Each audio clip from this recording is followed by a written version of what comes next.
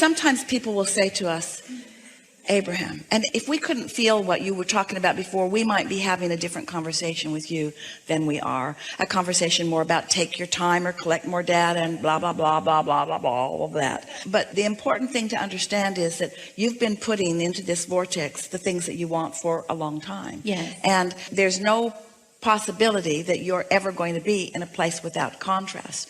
But what you do about the contrast is everything. And most humans in the subject of relationships want to talk about what the other person is going to do in regards to contrast or in regards to resistance, not about what they are going to do. And you can't control what they do, but you can control what you do. So what we're talking about is the difference between flowing energy because you are in alignment and you're feeling the call, and reacting to what someone else is doing. Here's the thing. This is a really good way of looking at this. If you've got your train, let's say that it's really loaded down. It's got a really heavy cargo and it's got a lot of powerful engines on it, and it's moving really, really strong and fast in that direction. And you tack a little opposing engine on it going the other way. This train is not even going to notice that engine pulling in opposition. One time, Jerry and Esther, with their big Prevost monster bus, towed their car behind it with the brakes on. The bus did not even know it was happening. Made no difference. It just turned that car into a sled and pulled it until the wheels were on fire. When there's enough momentum going this way, your resistance becomes less important, you see.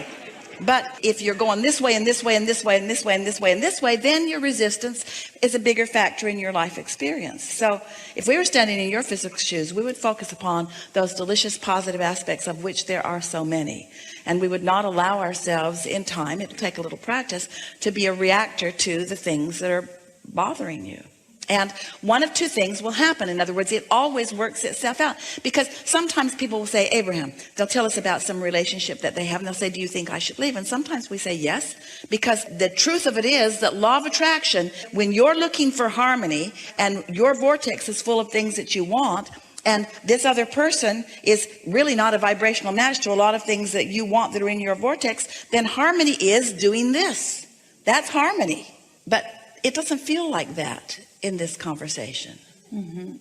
Well, how much longer do I have to do this? Because it's forever. I mean, okay. So with this person, for example, like when your question is, how long do I have to put up with the discomfort? For as long as you've got those vibrational patterns going on within you. For as long as you think that somebody else needs to make the change in order for you to feel better. Right. But isn't that relationship, do you compromise? You know, maybe you don't want as much of a domesticated relationship as you think you do. I've thought of that. Maybe it's possible to have everything that you both want.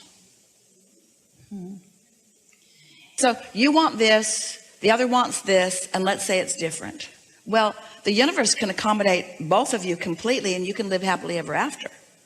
But if you're looking over there at what that one wants and you're all bound up about it, or the other one's looking over at you and not liking it and all bound up about it. So who's bound up here? Who has the most angst about what the other one is doing? You or? I think me. Yeah.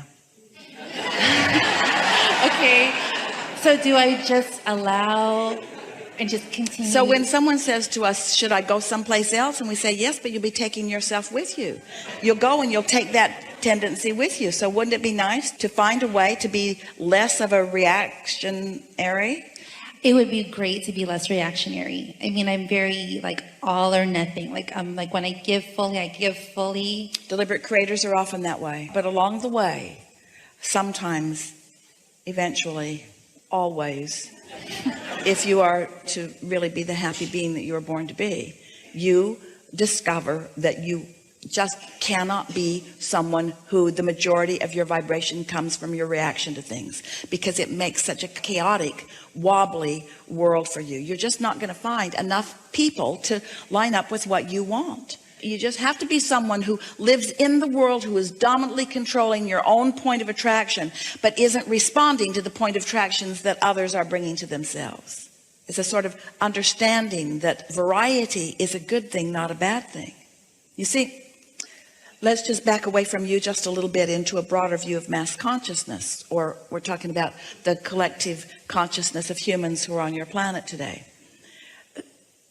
So many, in fact, most, have not reconnected with the fullness of who they are. And just for that reason and that reason alone, they feel more vulnerable. And then in their vulnerability, they become scrutinizers of what's going on around them. They were having reactions to what's going on around them. So they react to that, and they react to that, and they react to that.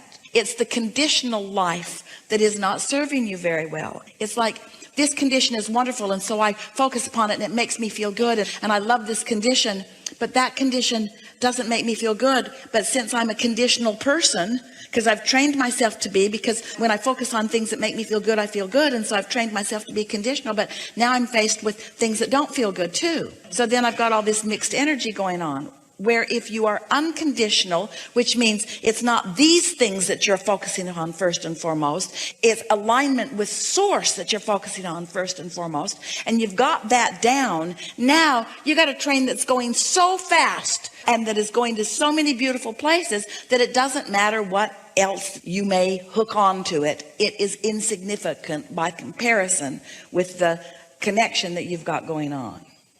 That's true, because I just, the vulnerability thing, I was thinking like I want a title, and I read all about attachment theory. I'm like, he's avoidant, he has all these problems committing, and I want you to commit and tell the whole world, change your Facebook status so everybody knows we're together, give me some security here. But if I was... But the very fact that you're asking for security means you're not getting it where you really get it, and you're looking for love in all the wrong places. You're looking for security in all the wrong places. You're looking for it through his behavior, and he's been there before. He knows he cannot jump through enough hoops to make you happy. Not for very long. And so as others have tried to domesticate him, here's the thing. He wants to be domesticated. He does. He wants so much of what you want. He just doesn't want to be responsible for how you feel all the time. That's true. I'm responsible for my feelings. He's responsible. That's a really great thing. But then you hear people saying, well, girl, then you need to get away from him because he's probably doing something bad. But don't listen to other people. Just align with source. Well, they won't come around so much if you don't agree with them. Law of attraction isn't even, but it's always fair. If you've got some of that going on within you, then people with those opinions will be around you expressing those opinions to you all the time. But really, look at the alternative. Do you really want to say to someone, I need your undivided attention? We promise you, if he were to give you undivided attention, after a little while, you'd say, I need my space. I've had that before with other people, and that's true.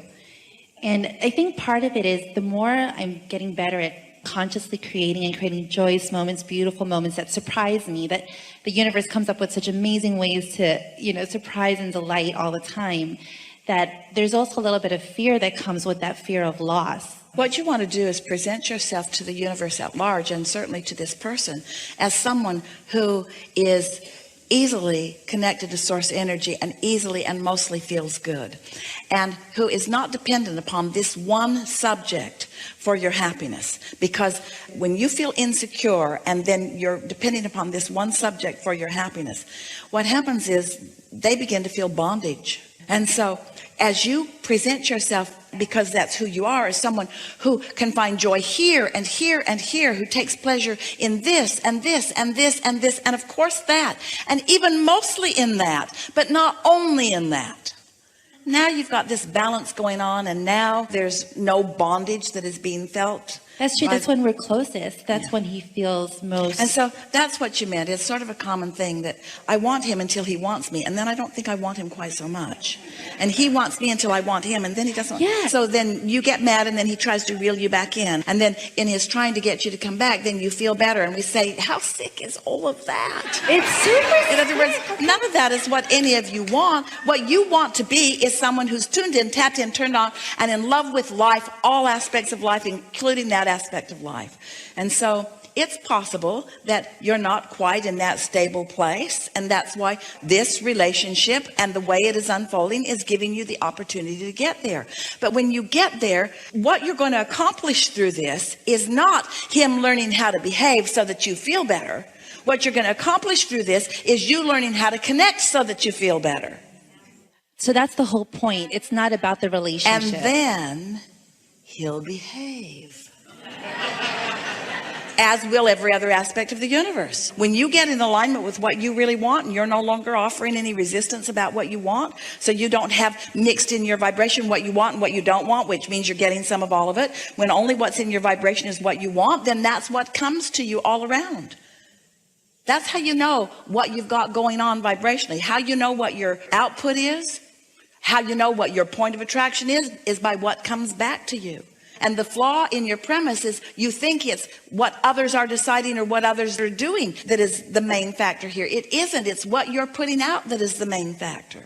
So you got to radiate security, which means you got to radiate your knowledge that you have autonomy, that you are connected to source energy, that you are invincible, that there is nothing that you cannot be or do or have, that everything is always working out for you, that you are invincible. As you begin to offer that vibration, because that's what you've been practicing vibrationally, then there's no monkey business going on in your vibration. And then what you attract from every relationship reflects who you really are and what you've got going on. So the most emphatic thing that you want to say to this friend is, I appreciate so much how your behavior lets me understand what I'm outputting.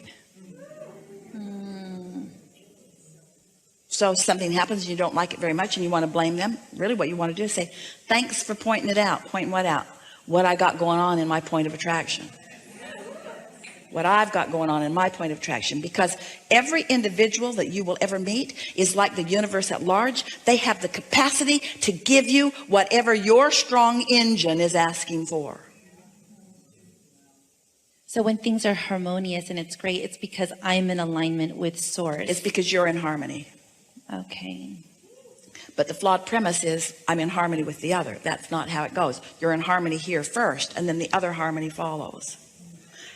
And when you got this harmony going on, then even if somebody's having an off day, you don't notice it and you don't make a big hairy deal about it and you don't go to therapy to try to figure out what you're doing wrong.